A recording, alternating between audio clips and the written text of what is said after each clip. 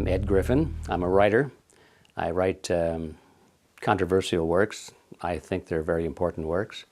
I deal with such topics as banking history, health issues, the United Nations, U.S. foreign policy, kind of topics where people get all heated up because they have strong opinions. But I consider myself to be a researcher, and I try to be a historian as best I can. So I deal with facts, mostly, not in opinions. I've been doing this most of my adult life. I started becoming interested in issues of this nature in 1959. And by 1960, I was really revved up to it. I left my employment with a large insurance company and went in full-time in doing writing and speaking on these topics. The growth of the Tea Party movement and the left-right paradigm, they're all sort of intertwined, and yet there are very separate intellectual threads that need to be followed in all of that. I think, first of all, it's important to talk about and understand this left-right paradigm. What is this all about? Most of us, including myself for certain, in my younger years, I was brought up thinking that you had to choose, if you were smart at least, you would have to choose politically between being on the right or the left. You had to have a political view. And I thought that in those days, I thought that the extreme right would be something like fascism or Nazism. And on the extreme left, of course, you would have communism or socialism, just a little bit short of that. So that was the paradigm that I was taught, and it seemed to make sense at the time. But as I became more involved in these issues and learned more about them, I began to realize that the basic philosophy between these so-called extreme left people, on communists and socialists, and the so-called philosophy on the right of the fascists and the Nazis was really the same. I said, how can this be? They're supposed to be opposites of each other. And then I began to realize that there is something more common to all of these philosophies that was left out of my training and education. And that was the ideology of collectivism. I began to realize that the thing that was common to them all is something called collectivism. Now that's a word that is not very well used. It's not very entrenched in the vocabulary of most people today. But I found out that it was a very commonly used word about a century ago. People wrote a lot about collectivism, and the opposite of that would be individualism. Those are two words that are sort of abandoned today, but in my view, I think they need to be recaptured and understood and used more. And I realized that communism and fascism, the so-called opposites, are merely variants of collectivism. They're the same thing. And they believe that the group is more important than the individual, for example, and the individual must be sacrificed, if necessary, for the greater good of the greater number. They believe that the state should be all-powerful and that the people should obey the state for the greater good of the greater number and all of that sort of thing. They believe that rights are granted by the state. They're not part of the human being. They're not God-given. They're not entrenched in his body and soul. They have to be granted by the state. All of these things, and you look at them one by one, communists and fascists and Nazis and socialists, they all believe that. So wherein lies the conflict, you see? And I began to question that. And I realized that it's partly a trick. In fact, I think it's a huge trick. It's a great scam because people even today are thinking that they have to choose between the right or the left, not realizing that no matter which way they go, they've accepted basically the same ideology underneath.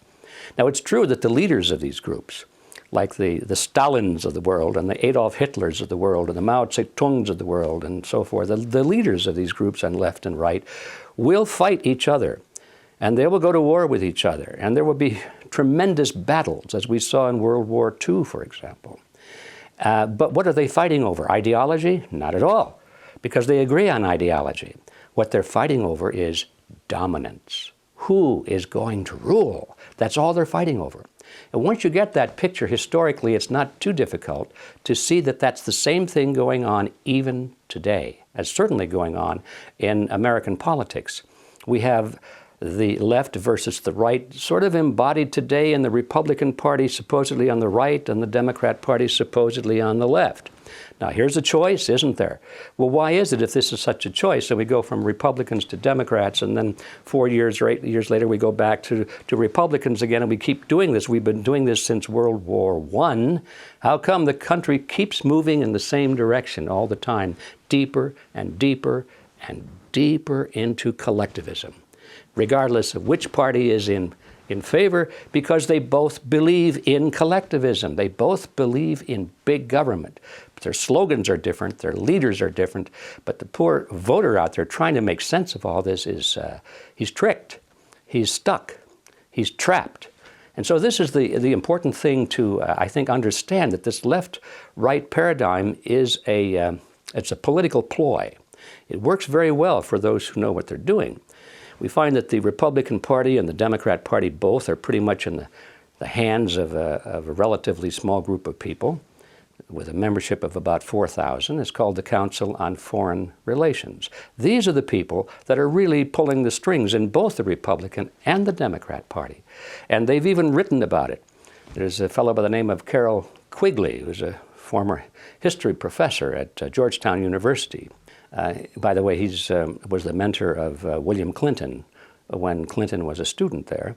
And he wrote several books about this group of people and their origins and their roots coming from Europe and England in particular.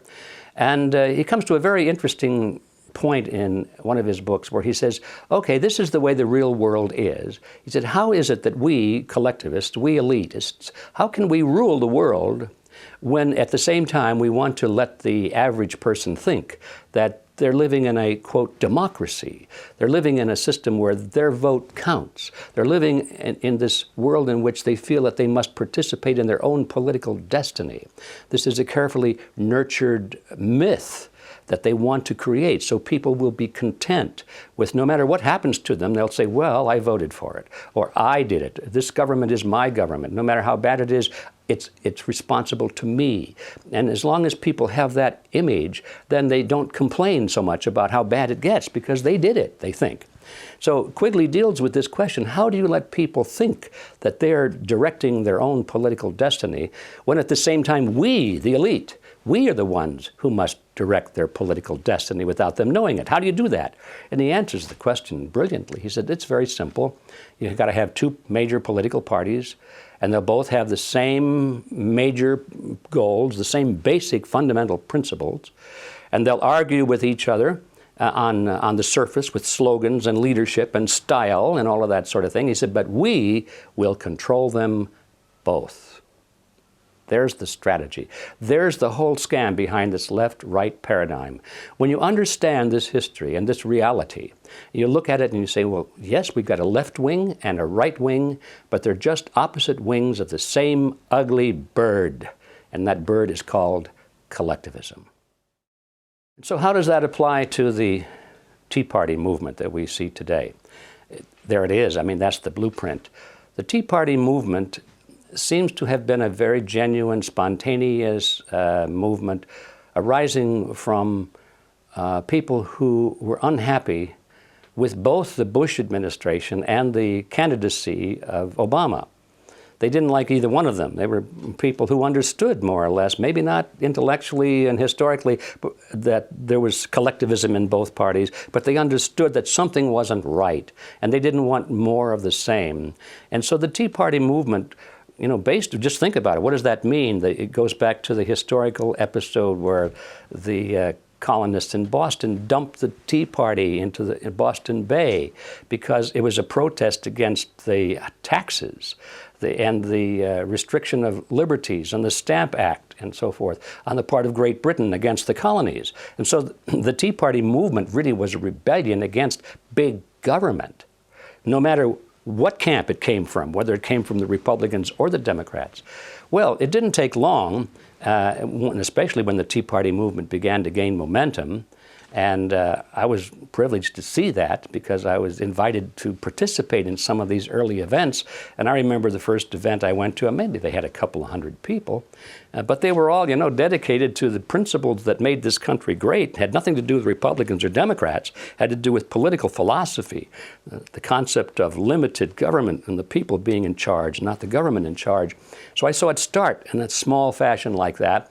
And then over the next couple of years, it grew and grew and grew until finally it was a very large movement.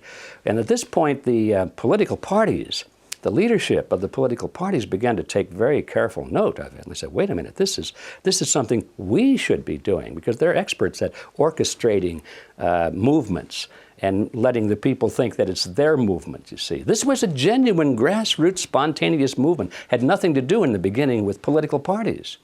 Well, the leadership of the parties couldn't let that be, so they both looked at it very carefully, and the Democrats decided that because of the nature and the slogans and so forth, it didn't fit well. So they began to attack it. They began to try and make it look like it was a bunch of idiots and wackos and tin hat people and all this sort of thing. And the Republicans thought, this is something we can use. And so they started to go into it as best they could and take it over. That was their goal, to copt it for their program. And well, so here we are today looking at this process underway. They're still trying very hard to convert the Tea Party movement into a Republican front.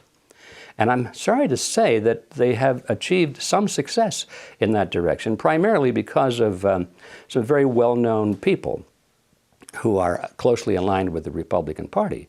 We're talking about the candidate, of course, Sarah Palin, who's a Republican from top to bottom, and she represents this right-wing image. She fills the bill perfectly. She's the Miss Republican right-wing collectivist. And she can speak with great fervor and great emotion and great meaning against the extremes of the Democrats, those bad left-wingers. And she does a good job of it, and everything she says is true. But she doesn't speak out against those bad right-wingers, you see, because she's part of that group. Her mission is not to bring about a restoration of the principles of America, but to get the Republicans back into power. That's her mission. And of course, we have people like Glenn Beck, who have the power of the Fox broadcasting system behind him. That's tremendous power. And he's always speaking against those bad left-wing Democrats with great conviction and great fervor and great truth. Nothing wrong with what he says. What's wrong is what he doesn't say. He'll never attack somebody from the Republican Party. We've got people like Rush Limbaugh, plays the same role. He's very good at exposing the Democrats. He's very good at pointing out the absurdity of the left-wing philosophy, but he'll never say anything bad about a right-winger or a Republican. So there you have it. Of course, on the Democrat side, you've got the same team. These are the cheerleaders and the players. They work together. And the average voter gets caught in the middle of this. He hasn't any idea what's going on. He just thinks that the debate is such that he has to choose. Who are you going to vote for? Are you going to vote Republican or are you going to vote Democrat? And so as long as they're in that role, they're like a tennis ball in a tennis match. They get hit back and forth across the net. First they're on the right, bing, then they're back on the left, bing, back they're on the right. They're Republican, they're Democrat. And the game goes on and on and on. And although it's possible for the players of that game to win, the tennis ball never wins that game. So I think it's time for people to stop being tennis balls in this game and just get out of the game completely. There are certain issues that people on the left and the right in American politics will never discuss. And the reason they won't discuss them is because they agree mutually. The Democrats and the Republicans agree on something, so they don't want to talk about it in public debate because it reveals the fact that they're basically the same. They only talk about things on which they disagree. Turns out that the things on which they agree are the most important things. The things in which they disagree are relatively minor. So the things in which they agree are, for example, our foreign policy. They both agree that the desired goal eventually is to move the United States into world government. Not just any world government, but a world government based on the model of collectivism. In other words, big, powerful, centralized world government. If it were a world government based on the principles of freedom and freedom of choice, freedom of culture, low intervention, if no intervention in the lives of normal human beings, it might be a wonderful thing, but that's not the kind of world government the left and the right have in mind. They're talking about total world government with all major decisions being made at the top and people at the bottom being essentially living in a feudalist society, just serfs and peasants, basically, in a high-tech feudalism. And the left and the right both agree with that goal, and so they never discuss it in public debate.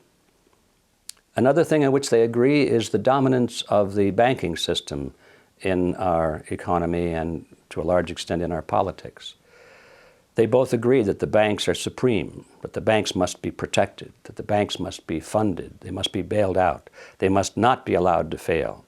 When the banks make bad loans to third world countries, or if they make bad loans to large corporations, both the Republicans and the Democrats agree that we must come in with taxpayers' money, either tax money or inflation money, and we must bail out the banks. And we do that, they both agree, by giving the money to these corporations and giving the money to the third world countries so that they can continue to make interest payments to the banks.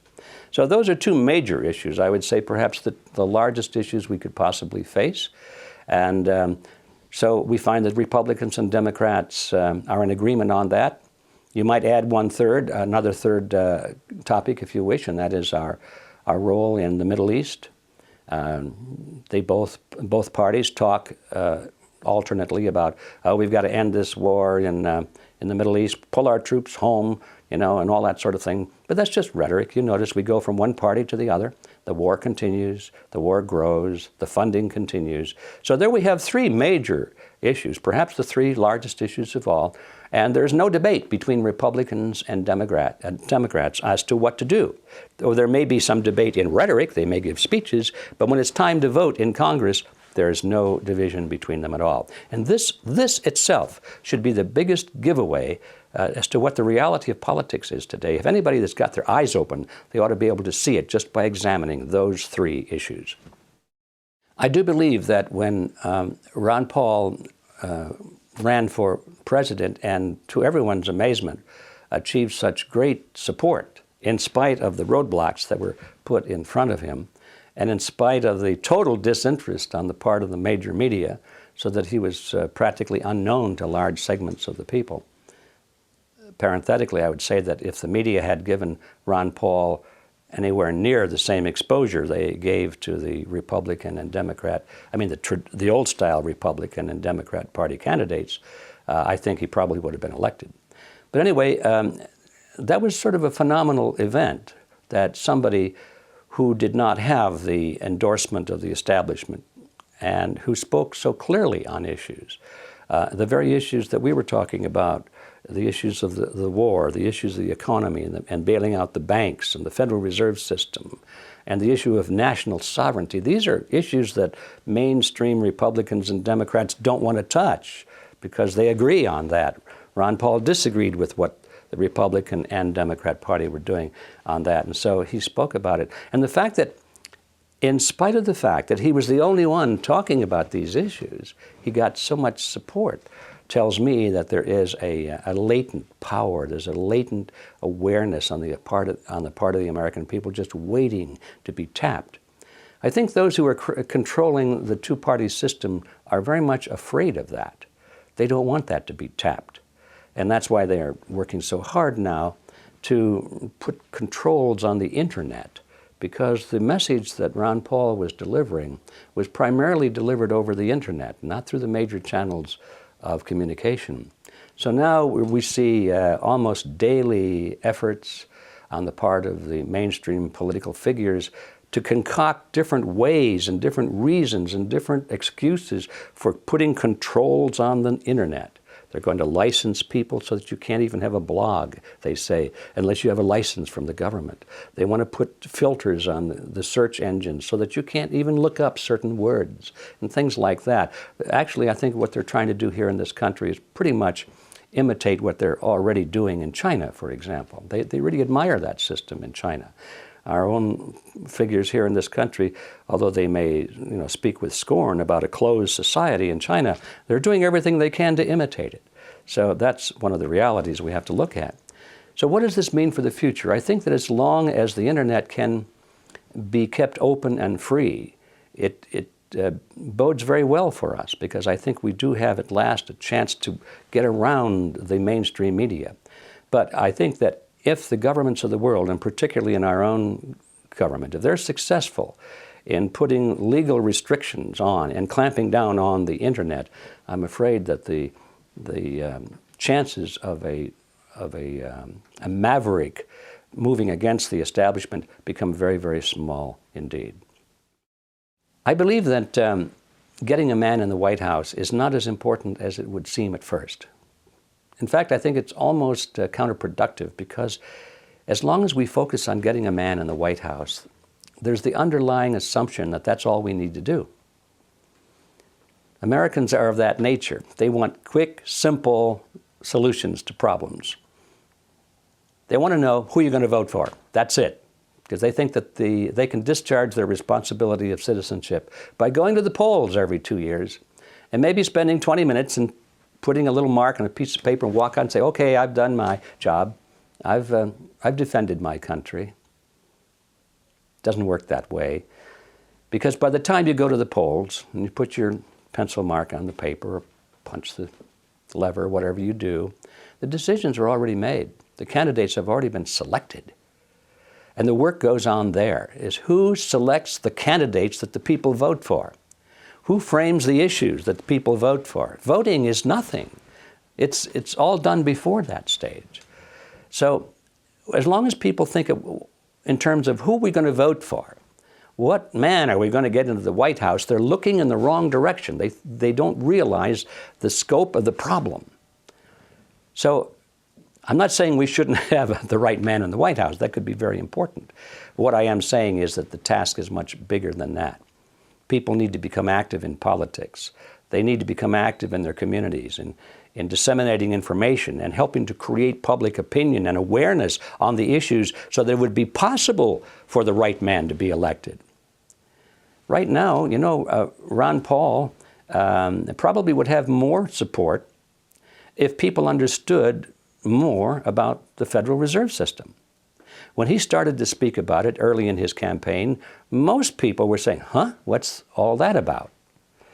But because of the internet and because of the distribution of so much material on the Federal Reserve System, including my book, which probably played a small part in that, there was a substantial number of people who did understand that, hey, wait a minute, the Federal Reserve System isn't a government agency, it's a cartel, it's a banking cartel, and it's working against the public interest. So when there was enough people that could say that and understand what they were talking about, all of a sudden the momentum began to move toward Ron Paul instead of away from him. Yes, people still said, I don't know what he's talking about, but more and more people were saying, I do know what he's talking about, and he's right on target. And you reach a critical mass with that. When enough people start saying, yes, he's right, then the others who don't know anything are listening, say, what are they talking about? And now they take an interest. So I think that we're almost at the point now of this tipping point, or the critical mass, where people do understand the scam behind the Federal Reserve System. I think if Ron Paul and other candidates would just continue emphasizing this issue alone, I think it could make the difference. It could be the difference between recapturing the country and not doing so. Back to the old line political figures in the Republican Party, it is true. When you compare that with Obama, Obama came to power riding this crest of beautiful rhetoric about change and making a difference and taking America back and all of that sort of thing. And people responded to it emotionally. And that was it. There was no substance, but it sounded good. And they were mad. They were mad at the present regime. They didn't like the Bush administration. They were angry. So anybody that spoke about change, well, that was their man, right? Okay, here we are. Another cycle is passing, and people are now mad. But this time, they're mad at the Obama administration. So the same political trick is being played played again, but this time on the part of the Republican Party. The Republican candidates now are issuing great emotional, heartwarming statements about loving their country and restoring the Constitution, taking our country back, bringing about change, reducing government, and so forth. And you look at who is saying these things. I mean, people like Newt Gingrich, for example. If you look at his voting career, he voted against the Constitution more often than not throughout his whole political career. He's great at giving speeches. He uses all the right trigger words and phrases. But here's a guy talking about taking back the Constitution when he himself has been one of the great attackers of the Constitution by his votes in Congress. So it's come to the point where people have to stop listening to the rhetoric and start looking at the actual voting record of these people. I don't care whether it's Republican or Democrat. That's not the issue. It was Lenin who said it so well. Lenin said, words are one thing, actions another. Of course, when Lenin wrote that, what he was telling his followers is that tell them what they want to hear. Don't worry about telling a lie. They want to hear lies, he said. Words are one thing. Tell them what they want to hear. Get elected. Come to power. When you're in power, he said, then do what you want to do. Words are one thing, actions another. So he was advocating lying. Well, believe me, professional politicians understand this same technique. They would never come out and advocate it in public. They'd deny it. But look at their records. Don't listen to their words. Look at their actions, and then you'll know what kind of a game they're playing with us. Well, both Republicans and Democrats, both left-wingers and right-wingers, use this tactic of trying to discredit their opposition. And they're very good at it. And they know that if you come to the point where there is a serious debate underway about a serious issue, the best thing is back away from the debate, stay away from the issues, because they will lose. So they start attacking their opponent's character or their intelligence, or they try and look for something in their past to make them seem like they're evil people. And it's called demonizing. You demonize the opposition. This is an old tactic that's been going on for a long, long time. And yes, I've seen it over the years where they have taken a group like the John Birch Society, and which is just an educational organization, but it was an educational organization dealing with principles and real historical facts, and they pretty well succeeded in convincing everybody in America that the Birchers were a bunch of, at the least, they were a bunch of little old ladies in tennis shoes, but at worst, they were a bunch of Nazis and fascists and racists, and they were even called communists. And so it didn't make any difference. You just call them some name, and if you keep doing that often enough, and in major channels of communication, most people will believe it. So that's a tactic that's well used, and I think we have to be alert to it. Also, we have to be alert to the fact that the people that we're talking about, these elitists, it's hard to find a better word, but the ones who want to really control this international collectivist government, they are not dumb. They have a lot of money, and they have think tanks that work out strategies. And one of the strategies they have always used is to lead their own opposition. And they try to lead their own opposition because, first of all, they know there's going to be opposition, so why wait around? Why wait around for real opposition to develop? If you know what's going to happen, send your own people out there and let them pretend to be your opposition, and everybody will follow them, especially if they're well-funded. And if they give the right speeches and say the right words, you know, those nice campaign speeches, for example. But they're really controlled by the very people they're speaking against.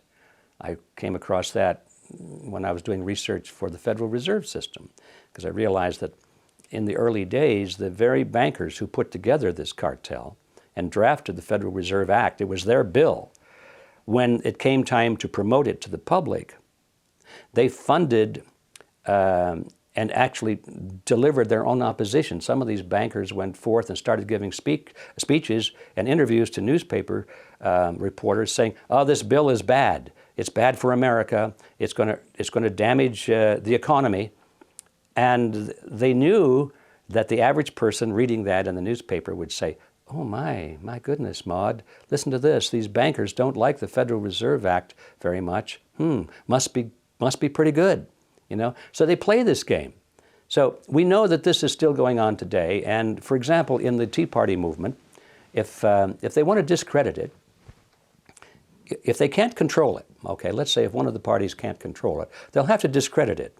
So they will, and I believe already have attempted, to send people into the Tea Party movement who are real wackos or pretend to be real wackos. Or if they're real wackos out there, they make sure that they're brought into the Tea Party movement. And every time there's a media crew going out there with their cameras taking pictures, do they take pictures of the the 10,000 middle-class Americans who know what they're talking about? Or do they pick the 2 or 3 wackos over here with the tinfoil hats? Or the guys with the swastikas on their arm and so forth? That's where they focus, you see. And I believe that some of those people are probably sent in there on purpose, just to demonize and discredit the movement. Now, this is hard for most Americans to believe, because they don't realize that this is really hardball. This political game is hardball, and they don't realize that it is a game and that there are professionals playing it. It's a matter of historical record that the group of people that sometimes we call capitalists, the big super wealthy families, the Rothschilds, the Rockefellers, and the heads of the big corporations in America, AT&T, Ford Motor Company, and so forth. People think of them as the super capitalists. It's a historical fact that many of these people have provided the funding, the essential funding, to help bring to power regimes such as Hitler's regime that was well funded by American financiers and British, and also in communist Russia, the group there, the Leninist group, was well funded by American and London bankers. And so it's tempting to say, well, they created their own opposition. And I think that's partially true, but I wouldn't go that far. I think what these people do is they look around and they see what kind of native opposition is out there, or what kind of native groups are growing, movements are growing, that they really want to control. Maybe they don't necessarily create them, but they see which ones are coming to the front, and those are the ones they move into. And if you have enough money, millions and millions of dollars, it's not too difficult to gain influence over almost any new group that's struggling against its opposition and looking for money. So they've played this game. They played it in both the Soviet Union and in Nazi Germany. I think they're doing the same thing in America. I think that's one of the things going on now with the Tea Party movement. I don't think they created it at all, but they see it as something that has the potential of being a powerful movement, and so they are putting their best attention and a lot of money into it to see if they can't capture it for their own uses. Another tactic, isn't it, that the opposition knows that the American people, any people in the world, will gladly give up their liberty and their comforts if it's in their mind a means of gaining security, protection against a dreaded threat of some kind. That's why regimes that are struggling to hold the loyalty of their people are very dangerous regimes, because instinctively they know they have to go to war. They know that in time of war, the people will rally behind their leaders no matter what, because we're at war. And if we lose this war, we'll be invaded, we'll be conquered by some dreaded enemy. And so throughout history, governments that are weak or losing influence over their own people traditionally start wars, or they manufacture false flag operations against themselves. They create their own enemies. They want to be victims so that they can rally their citizens behind them, and anybody who wants to continue criticizing these leaders is then branded as being unpatriotic, or possibly even branded as a traitor. So it's an old ploy. It's been done throughout history. Machiavelli wrote about it. It's everywhere you look in history, you see this ploy being used. And is it being used today in America? Absolutely it is, I'm sorry to say. It's interesting to me how organizations as innocuous sounding as a tax-exempt foundation can have such tremendous clout in determining the nation's politics and its foreign policy and its economic policy. Turns out that organizations, these big ones like the Rockefeller Funds and the Ford Foundation and these big tax-exempt megaliths, the general impression of them is that they do good works. I mean, they're supposedly doing charity of some kind or educational projects. But boy, what a difference there is between that image and the reality when you look at some of them. They spend a great deal, if not most of their money, promoting certain projects, which, although they can be described as philanthropic, are really very, very political in nature. The Ford Foundation in particular, it comes to mind because although they spend millions and hundreds of millions of dollars supposedly to improve the social condition and the economic condition of minority groups, when you see where the money goes, it goes almost always to very radical minority groups. They're not even minority groups anymore. They're radical political change groups, the ones that are trying to bring about very destructive movements inside the United States. All of the radical Latino movements, and I'm not just talking about Latino, I'm talking about radical movements, like overthrow the United States, that kind of a movement, like cut off Texas and return it to Mexico. That's the kind of movement I'm talking about. And they're all funded by the Ford Foundation, all tax-exempt money. And this has been going on for decades. And you come eventually to the conclusion that the directors of the Ford Foundation know exactly what they're doing. They're not making a mistake and continuing to make the same mistake for decades. They know exactly what they're doing.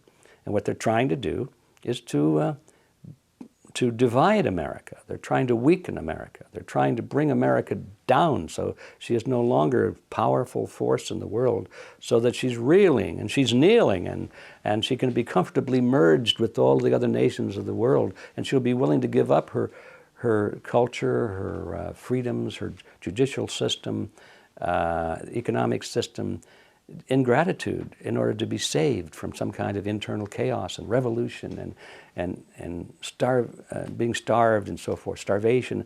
And in other words, these people are deliberately trying to weaken America. So all of this is being done, not all of it, most of it is being done under the aegis of tax-exempt foundations. What a beautiful cover. But this has been going on for a long time.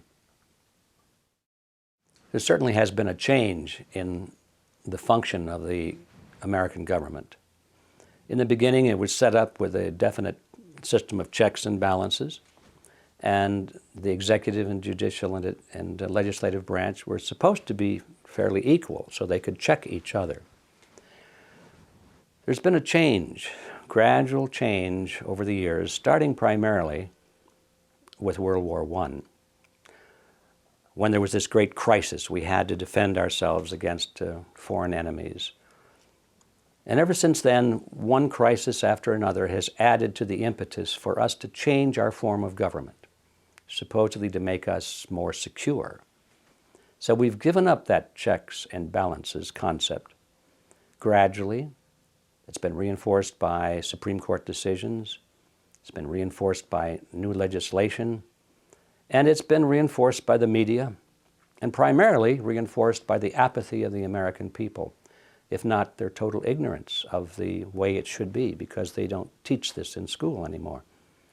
So what's happened? No matter how it's happened or who's responsible, it has happened, so that now we do not have checks and balances between three forms or three branches of government. A realistic appraisal is that we have a dictatorship. It's a democratic dictatorship. And most of the power resides in the hands of the President of the United States. Originally, the President was supposed to be like the President of any corporation. He took orders from the Board of Directors. And he didn't determine policy, major policy at least, maybe minor policy, but the major decisions were made by the Board of Directors. And his job was merely to implement those policies. That's the way it used to be in America. The president was a relatively unimportant person.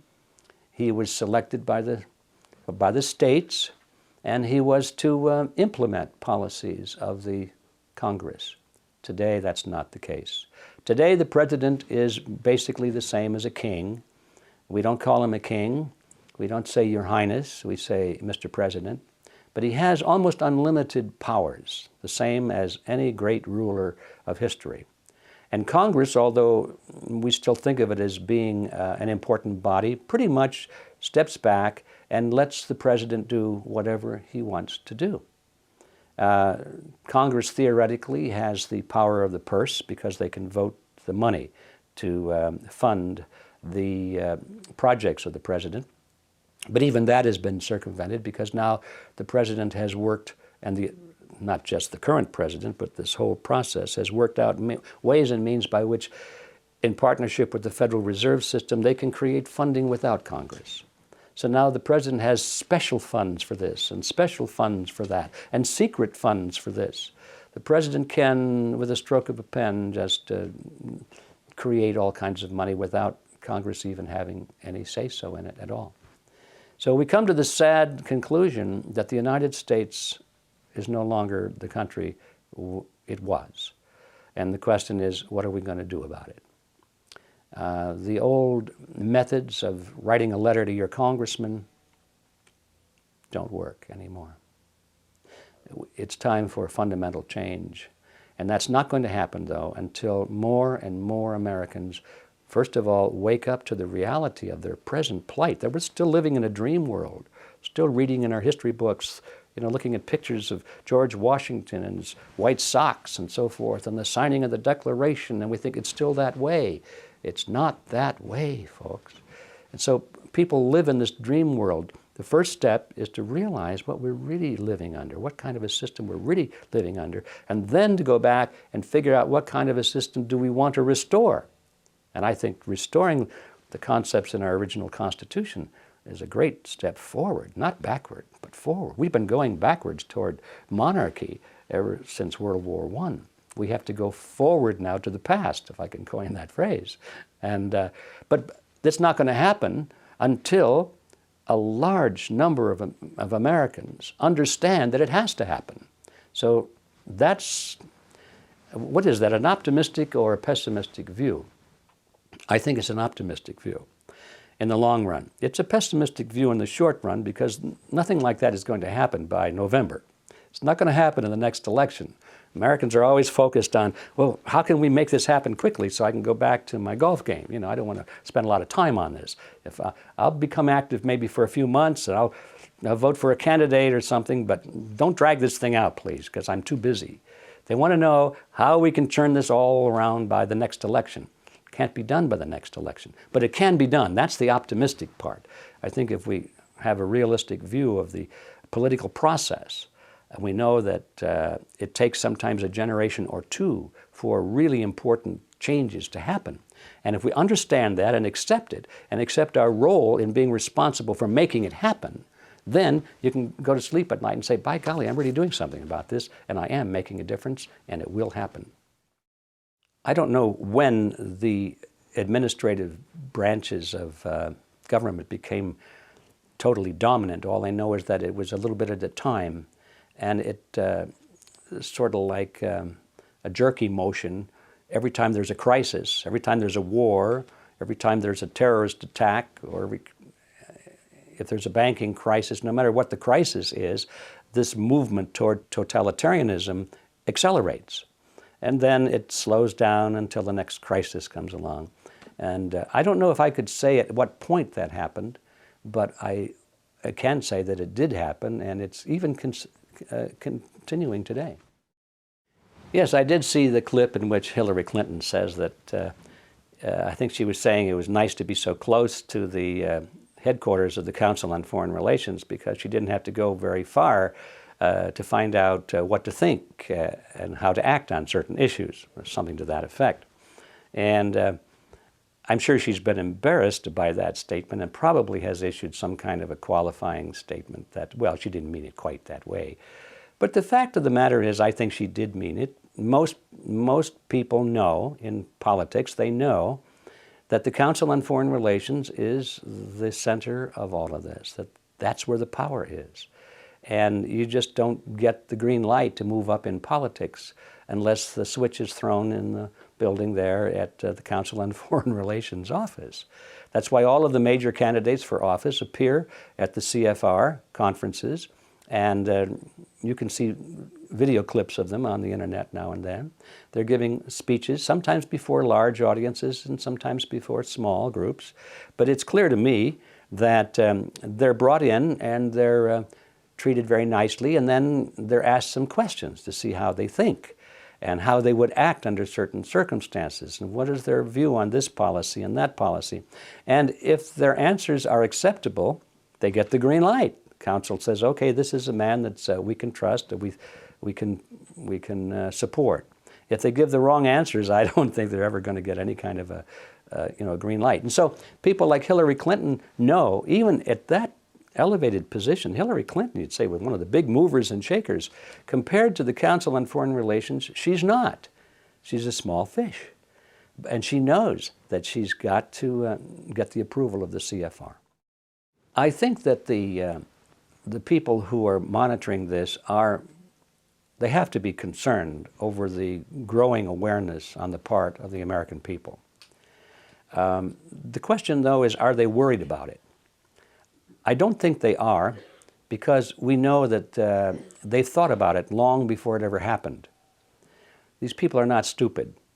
They knew that there would be opposition to their plans as they reached the end of the game.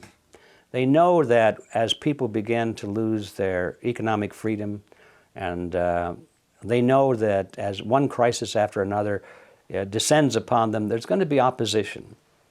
And so they planned on this a long time ago. And I think what we're really looking at is, I think Alex Jones called it the end game. We're approaching the end game, and they have a plan for that. And that is to institute martial law. Because as people become upset, they go into the streets, they demonstrate, and eventually they become unruly, eventually they become violent, and eventually they start breaking windows, eventually somebody gets hurt, eventually somebody gets killed, eventually there's martial law, and that really is what they really want, because they want an excuse for martial law. All collectivist systems eventually deteriorate into a police state, because it's the only way you can hold it together. So are they worried about people becoming aware? I think they are not, because they've been planning on it. Let's say it this way. They're certainly not surprised by it. The movement toward world collectivist government has been going on for quite a while. It's impossible to establish its absolute origin, but it certainly was part of the literature at the turn of the last century. And there were groups and organizations forming in various parts of the world at that time that had that as its goal. One of the most interesting groups was one put together by Cecil Rhodes.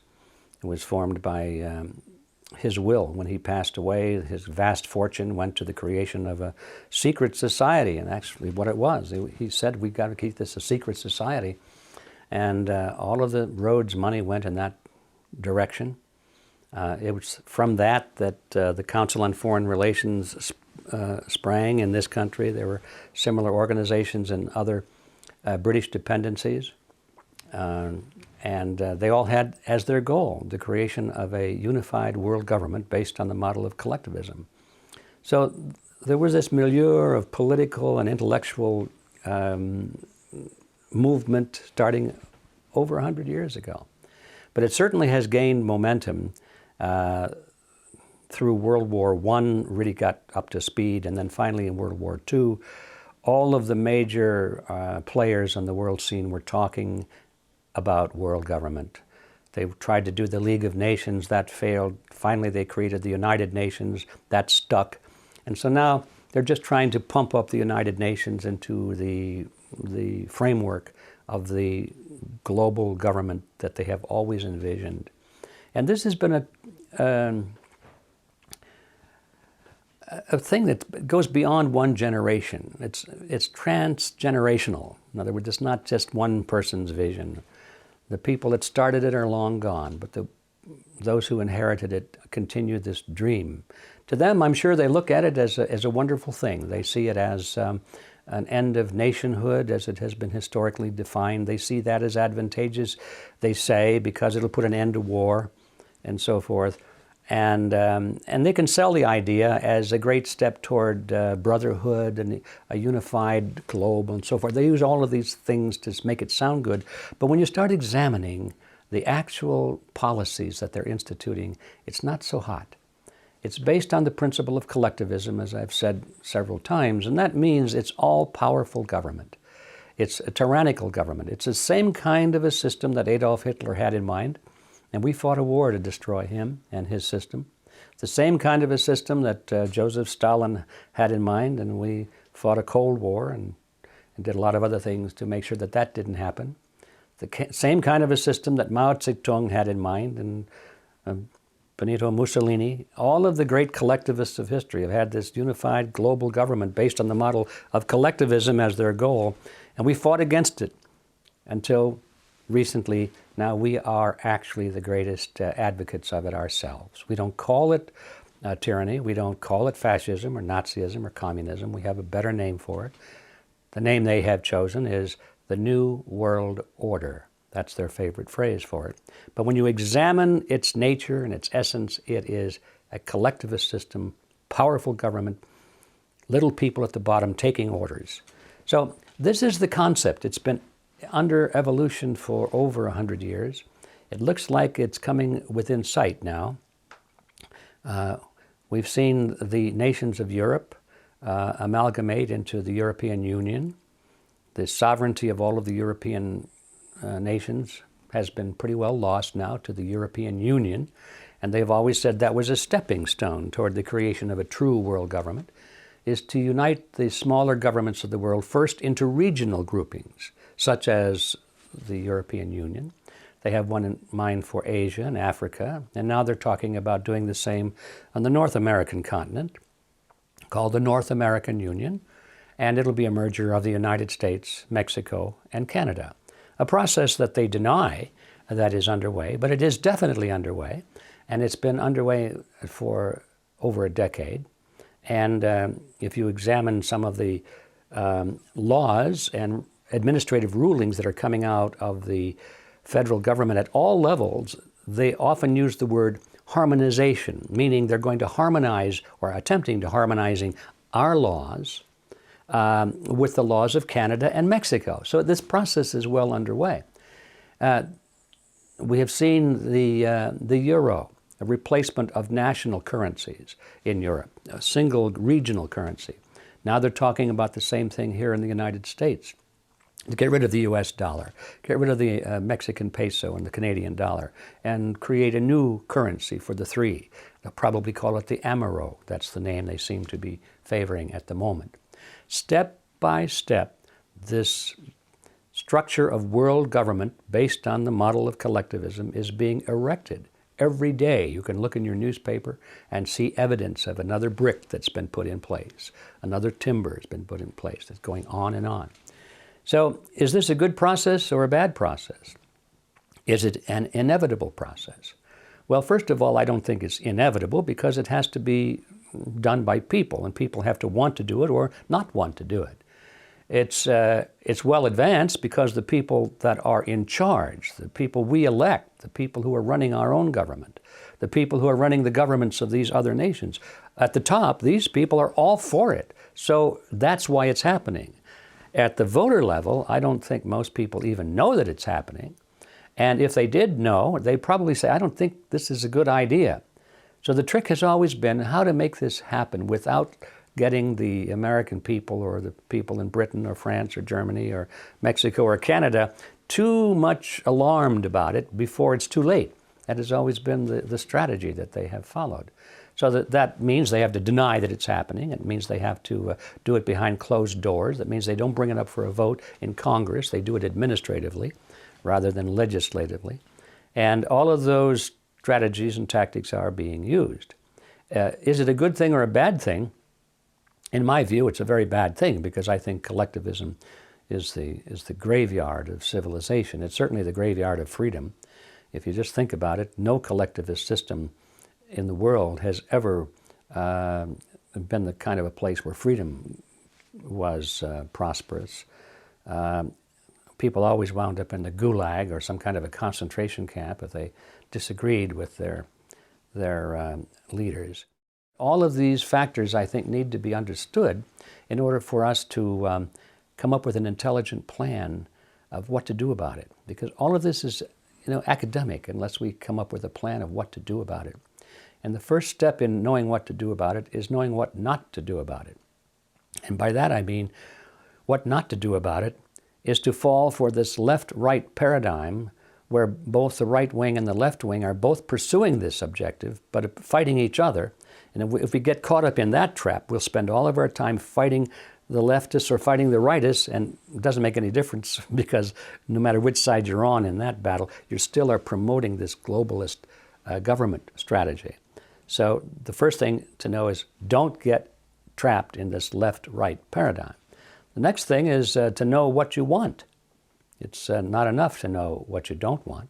Of course, we don't want tyranny, of course, but what do we want?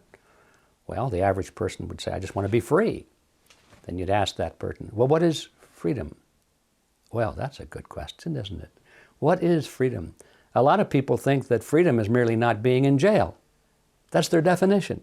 If you're not in jail, you're free. It doesn't make any difference if you're not free to live where you want to live, or hire who you want to hire, or travel where you want to go, or spend your money the way you want to spend it, or write what you want to write, or go on the internet and say what you want to say. They don't think that's important as long as you're not in jail.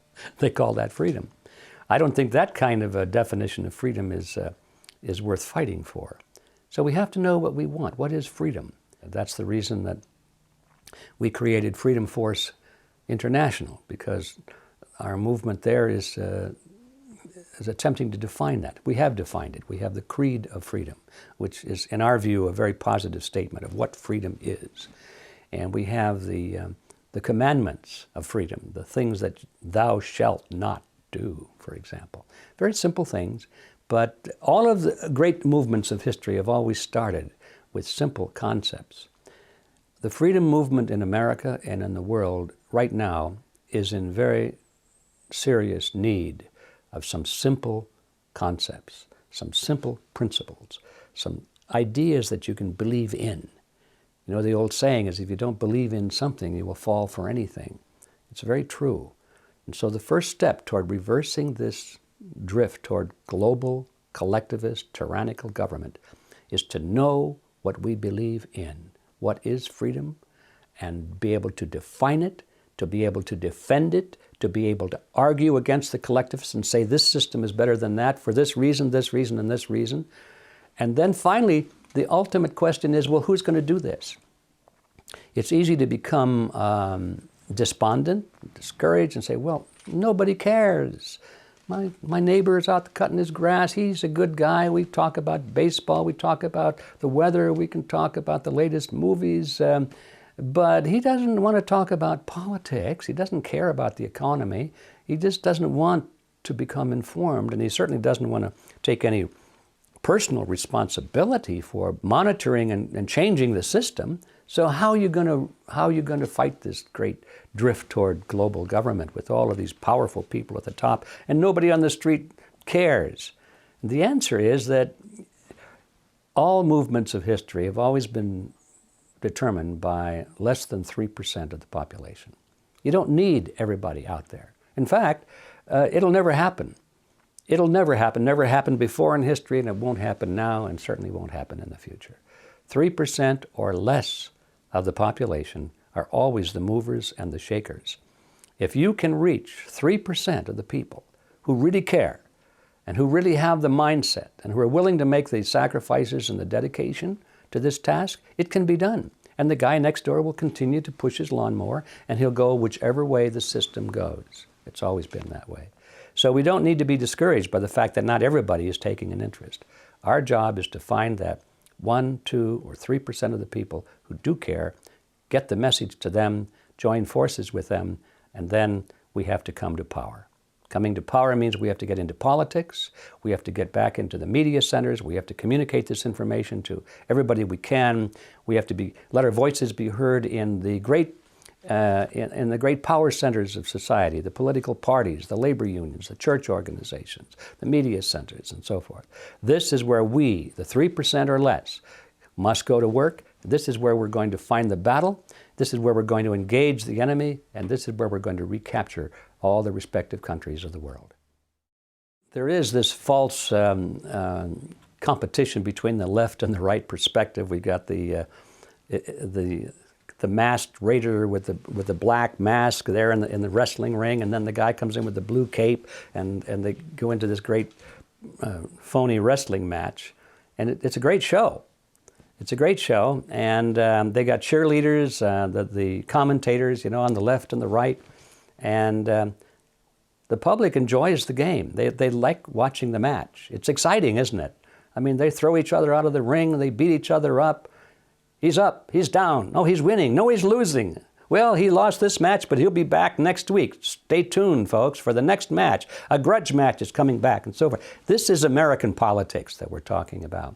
Both of these professional wrestlers, they beat each other up a little bit in the wrestling match, and they go in the locker room and they pat each other on the back and go out and have a beer together and say, well, that was a pretty good show. What are we going to do next week? This is American politics. And we have our cheerleaders, the news commentators and the talk show hosts on the left and on the right, and they frame the debate. They won't let the American people debate the real issues. They won't let them even think about the real issues, which are we going to keep American sovereignty or not? Are we going to let the Federal Reserve System, which is a banking cartel, continue to run our government or not? They won't let us talk about those things. So that's the problem. As long as we depend on the phony wrestlers and depend upon their well-paid cheerleaders in the media to keep us focused on secondary issues, we're never going to get out of this mess. So the first thing is to recognize the problem, see who the opposition is, and then walk away from them. Well, I think the kind of a show that Glenn Beck puts on is first of all, it's very entertaining, and he does a good job of it. I have a little trouble with his television persona. I don't really go for it very much, but a lot of people do because he seems to be so sincere and so emotional and so patriotic, and he loves his country and so forth. And that sells pretty well. Am I questioning his sincerity? Yes, I am, because I know it's a show. And I know that if he were really as concerned and patriotic as he presents himself to be, he would be exposing criminal activity on the right as well as on the left. Then I would know he was sincere. But because he is so well-defined right down the middle, he attacks only those on the left and lets everybody on the right get off scot-free, I know that this is a phony wrestling match. We have to realize that the Fox News network is part of the Rupert Murdoch empire. And like so many of the other great media centers, like ABC, CBS, NBC, they're all in the hands of members of the Council on Foreign Relations. Murdoch himself is a member of the Council on Foreign Relations. So what does that tell you? It tells you that there is an agenda. These people have an agenda, and they boast of it. It's not hard to find out what it is. The agenda is world government. The agenda is world government based on the model of collectivism. So we know that Murdoch would not allow a consistent program or movement within his network channel to exist unless it furthered, at least in his mind in some way, it furthered that agenda. So we know that this is a rigged game to start. So how does that fit? So we've got the Fox network over here, which represents the right wing of this right-left paradigm. And we've got other groups over on the other side, which I won't mention them because there's so many of them, but they represent the left wing of this paradigm. It depends on who you're listening to and which channel you're looking at. You get this cheerleader effect. These are the good guys on the right, and everybody on the left is bad, or the other way around, everybody on the left is good and everybody on the right is bad. And this is no accident. The Fox network fits the role of being the cheerleader for anything on the right, which means, currently at least, the Republican Party. And they do a great job of that. And when Glenn Beck draws the chart showing the lineage and the connection to the Communist Party and all of that, I have no doubt that that's true. But why doesn't he do the same thing for the Bush family, for example, showing its connection to the Nazis in Germany and the banking connection where they funded the rise of Adolf Hitler? Why doesn't he do that? He'll never do that. And he would ridicule anybody who would bring it up. He would call them a conspiracy theorist or something like that. That's the role he plays, and he plays it very well. So in order to drive this ping pong ball or this tennis ball back and forth over the net, going from Republicans to Democrats, Democrats to Republicans, you've got to have people who are expert at criticizing the other side. I mean, that's part of the game. You can't have an open and objective analysis on the news. Otherwise, people would say, I guess both parties are lousy. You can't have that because that's not how the game is played. So you've got to have people assigned to expose and oppose the left, and other people over on the left that oppose and expose people on the right. And so it's necessary always to have people who can voice serious opposition and criticism of the other side. And it depends on who's in office. I mean, because they're all bad. It's always easy to find something to criticize. They all lie. They all make promises they don't intend to keep and in fact do not keep. They're all involved in all kinds of scams and swindles, and there's dishonesty involved. I mean, that's politics. They all are like that. Maybe I'll make a reservation for 1%. I don't know. Ron Paul probably isn't like that. But you just can't count on it being any other way. And so it's easy when one party is in power, they give them a little honeymoon time to let it be known that, no, they're not going to change anything. And then the other side ramps up and says, oh, look what they did, how bad they are. And so the voters are thinking, oh, yeah, we got to get rid of him. And so they get all whipped up like they are now, people in the Republican Party calling for take back our country, restore the Constitution, get the CIA out of our bedrooms and off of our computers and so forth, all these good lines.